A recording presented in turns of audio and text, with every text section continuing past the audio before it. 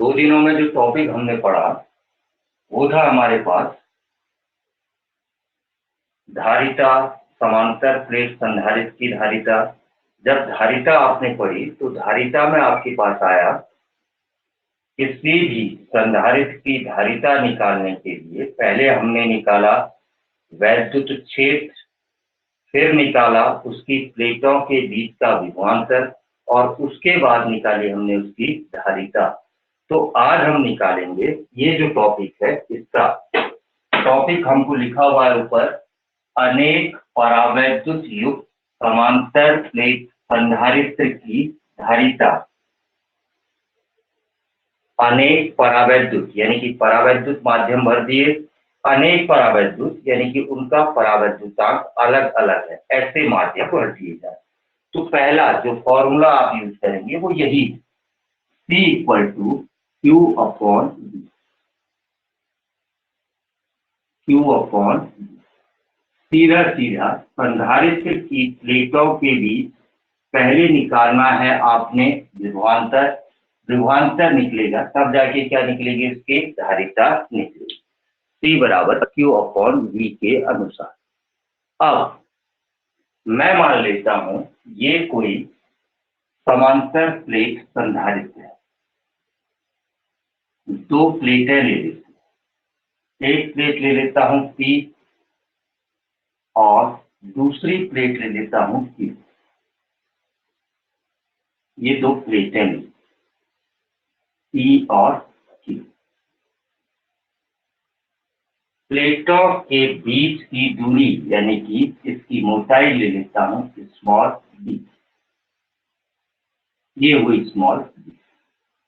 इसके बीच में इसके पूरे स्थान को घेरते हुए, बीच में पूरे स्थान को घेरते हुए 2-3 मैं परावैद्युत माध्यम भर दूंगा। एक माध्यम ये भर दिया परावैद्युत माध्यम, जिसका परावैद्युतांक ले लेते हैं K1 और मोटाई ले लेते हैं T। पहला परावैद्युत माध्यम T1 मोटाई तक है। यहां पर ले लेता हूं दूसरा परावैद्युत माध्यम, ये दूसरा परावैद्युत माध्यम है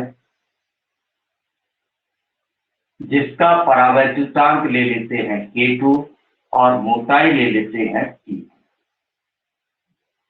उसके बाद ये तीसरा परावैद्युत माध्यम ले दिया जिसका परावैद्युतांक ले लेते हैं K3 और मोटाई ले लेते हैं T। तो यहां पर हमने लिए 3 परावैद्युत माध्यम। उन परावैद्युत माध्यमों के परावैद्युतांक हैं क्रमशः K1, K2 और K3। उनकी मोटाइयां हैं T1, T2 और T3, जो संधारित्र की प्लेटों के बीच में पूरी तरीके से भरा हुआ है, कहीं पर भी वायु और निर्वात नहीं है। जबकि संधारित्र की प्लेटों के बीच की दूरी हमने ले ली स्मॉल d। तो अब इसकी धारिता निकालनी। तो धारिता निकालने के लिए जैसा पहले बताया है, पहले संधारित्र की प्लेटों के बीच का विभवांतर निकालेंगे। संधारित्र की प्लेटों के बीच का विभवांतर निकालने के लिए हमको चाहिए इन 3 परावैद्युतांकों में वैद्युत क्षेत्र की तीव्रता। इसमें वैद्युत क्षेत्र की तीव्रता, इसमें वैद्युत क्षेत्र की तीव्रता और इसमें वैद्युत क्षेत्र की तीव्रता हमने निकालनी है। मान लेते हैं जो यहाँ पर परावैद्युत भरे हैं और जो संधारित्र है उनमें से प्रत्येक प्लेट का क्षेत्रफल कैपिटल A है। प्रत्येक प्लेट का क्षेत्रफल, संधारित्र की प्लेट का भी हुआ ये और परावैद्युत माध्यम के पृष्ठ का भी हुआ। प्रत्येक का क्षेत्रफल आपने ले लिया कैपिटल A। उसके बाद जो दूसरी चीज है, मान लेते हैं प्रत्येक प्लेट पर आवेश, इस पर भी सब पर, प्रत्येक प्लेट पर आवेश का परिमाण Q है। एक पर आवेश ले लेते हैं धनात्मक, दूसरे पर आवेश ले लेते हैं ऋणात्मक। एक पर धन आवेश है, दूसरे पर ऋण आवेश। प्रत्येक प्लेट पर आवेश का परिमाण या आवेश जो है प्लस माइनस क्यू है। क्यू हो गया प्रत्येक प्लेट पर आवेश, तो पृष्ठ आवेश घनत्व सिग्मा ले लेता हूं। पृष्ठ आवेश घनत्व का अर्थ है एकांक क्षेत्रफल पर आवेश। प्रत्येक प्लेट का क्षेत्रफल है कैपिटल ए क्षेत्रफल पर आवेश है क्यू, तो एकांक क्षेत्रफल पर आवेश हो जाएगा क्यू अपॉन ए। ध्यान देना, कैपिटल ए क्षेत्रफल है प्रत्येक प्लेट का, कैपिटल ए क्षेत्रफल पर आवेश का मान है क्यू, तो एकांक क्षेत्रफल पर आवेश का मान हो गया क्यू अपॉन ए एक एक नियम के अनुसार। तो सिग्मा प्रत्येक प्लेट पर आवेश आ गया आपके पास क्यू अपॉन ए, ये आ गया पृष्ठ आवेश घनत्व,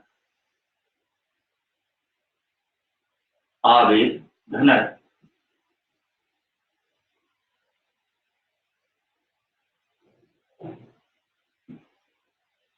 पृष्ठ आवेश घनत्व आ गया।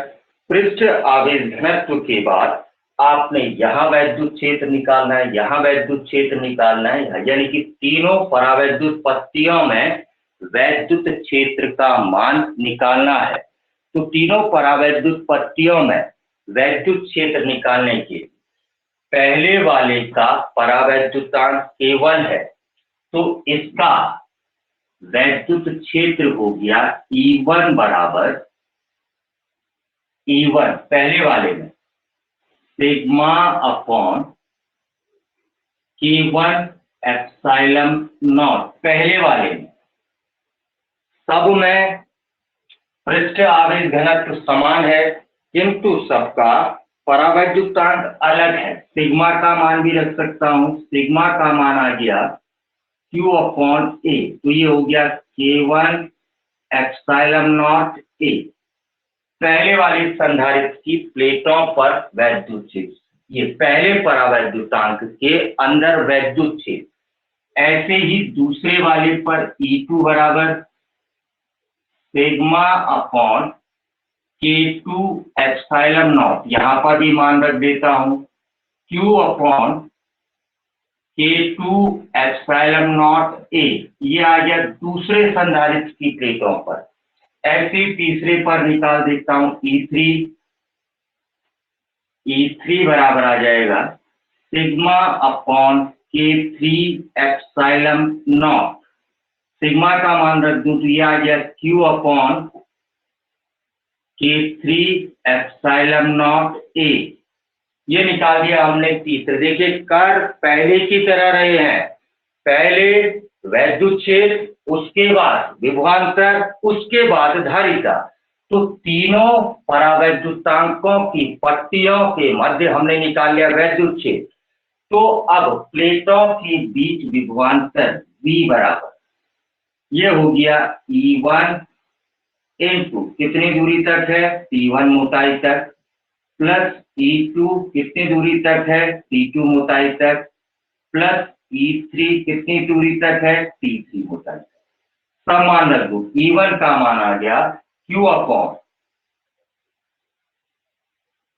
K1 epsilon not A into T1 plus E2 की जगह Q upon K2 epsilon not A into T2 plus E3 की जगह आ गया Q upon K3 epsilon not A into T3। ये आ गई तीनों पर, तीनों जगह से कॉमन आ जाता है Q upon epsilon not A, Q upon epsilon not A common आ गया। तो पहले वाले में बच गया T1 अपॉन K1, दूसरे वाले बच गया T2 अपॉन K2, प्लस तीसरे वाले में बच गया T3 अपॉन K3। ये आ गया संधारित्र की प्लेटों के बीच विभवांतर। विभवांतर निकाल लिया हमने समांतर प्लेट संधारित्र की प्लेटों के बीच। अब निकालनी है इसकी धारिता, इसलिए संधारित्र की धारिता इसलिए संधारित्र की धारिता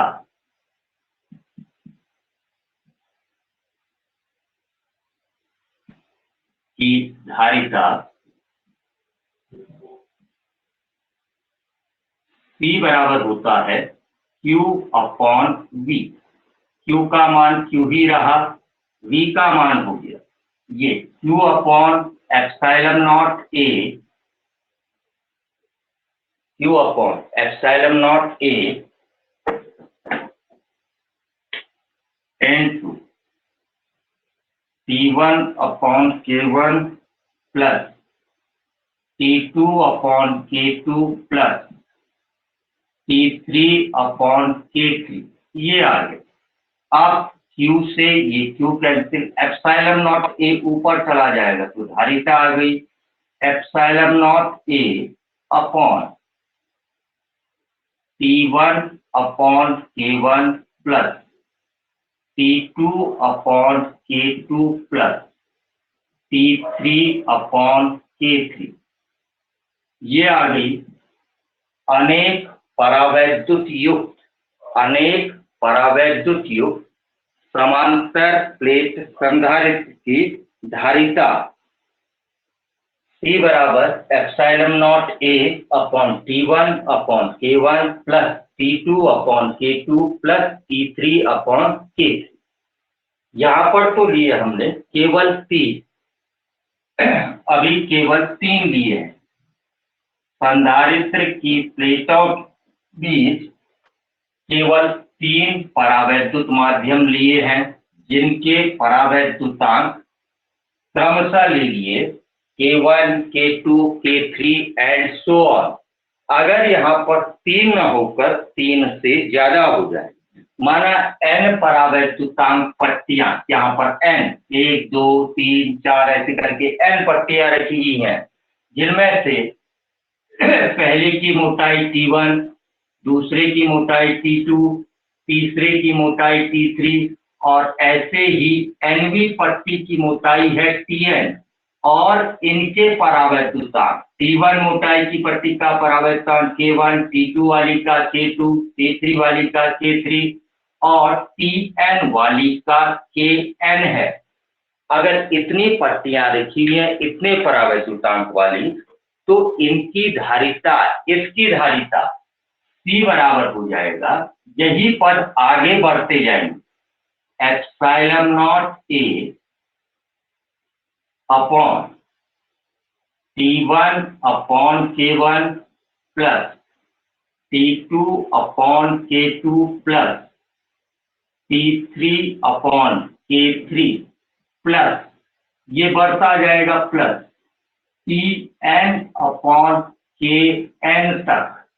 तो ये निकल गई n परावैद्युत युक्त समांतर प्लेट संधारित्र की धारिता। तो जैसा आप कल से कर रहे हैं उसके अनुसार समांतर प्लेट संधारित्र की धारिता निकालते समय पहले जो आप निकालते हैं वो निकालते हैं प्लेटों के बीच का, प्लेटों के मध्य वैद्युत क्षेत्र निकालने के बाद दूसरा आप निकालते हैं वैद्युत क्षेत्र के बाद प्लेटों, संधारित्र की प्लेटों के मध्य विभवांतर निकालने के बाद आप निकालते हैं संधारित्र की धारिता। आ गया समझ में? ठीक है, कल को इंपोर्टेंट टॉपिक बताऊंगा, गोलीय संधारित्र की धारिता। ये तो आपने समांतर प्लेट संधारित्र पढ़े, कल पढ़ेंगे गोलीय संधारित्र की धारिता। ठीक है बच्चों? जी सर। ठीक है बेटा, इतना ही करें आज, कल बताऊंगा। ओके बाय बच्चों, बाय। Bye sir. बाय बेटा।